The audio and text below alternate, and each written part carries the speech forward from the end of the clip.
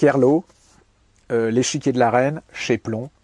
Alors ça, c'est à mon avis un des grands romans historiques de ces 10 dernières années. C'est pour moi l'équivalent de Les Piliers de la Terre, mais en 10 fois plus intelligent. Enfin non, je suis méchant parce que Les Piliers de la Terre, j'ai adoré, mais je veux dire plus sophistiqué, plus... Bon, il y a plein de choses. Qu'est-ce que c'est? C'est l'histoire d'une femme qui était très en avance sur son époque, de la reine Christine de Suède, qui a été une des femmes les plus puissantes du monde et qui va tout laisser tomber pour vivre sa vie et qui a décidé de prendre son destin en main, qui va se balader dans toute l'Europe, qui va vous faire découvrir Descartes, le Titien, Rome. Elle va aimer les hommes, peut-être les femmes. Enfin, ça va à 100 à l'heure. Vous allez tout découvrir du XVIIe siècle. C'est une merveille. La couverture est, on peut le dire, de merde, abominable, immonde. C'est-à-dire que le mec qui a fait cette couverture, à mon avis, ne devait pas aimer Yann Kerlo, parce que là, vous êtes sûr que vous ne le vendrez jamais. Ça sera nulle part. Quand vous allez voir ça chez Fnac, les Cultura et autres trucs, les gens vont passer, d'ailleurs à mon avis ils l'ont même pas en pipe, parce que ça c'est du tue l'amour. Je crois que je tuerais le gars qui a fait cette couverture. C'est-à-dire que c'est une couverture très en avance dans les années 50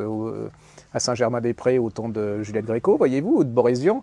Mais à mon avis, ou alors le gars est très vieux, il devait avoir 20 ans dans les années 50 et il s'est fait un remake. Mais bon, donc ça c'est un scandale monstrueux, je le dis, je le tiendrai le type, je le tue. Les éditions de Plomb sont des nuls parce qu'ils auraient dû faire une jaquette qu'on leur a demandé et ça aurait dû marcher comme du feu de Dieu. Mais que par moment on se demande si les éditeurs savent ce que c'est que des clients, un lecteur et un livre, et qu'il faudrait peut-être qu'ils soient un peu moins artistes et un petit peu plus connaisseurs des gens à qui ils s'adressent. Mais enfin bon, on ne refait pas le monde de l'édition française, qui est quand même un des plus sclérosés et un des plus vieux du monde. Yann Kerlo, L'échiquier de la reine, chez Plomb, les enfants, c'est pour moi le roman historique de l'année. C'est l'incontournable. Rien à d'autre à dire.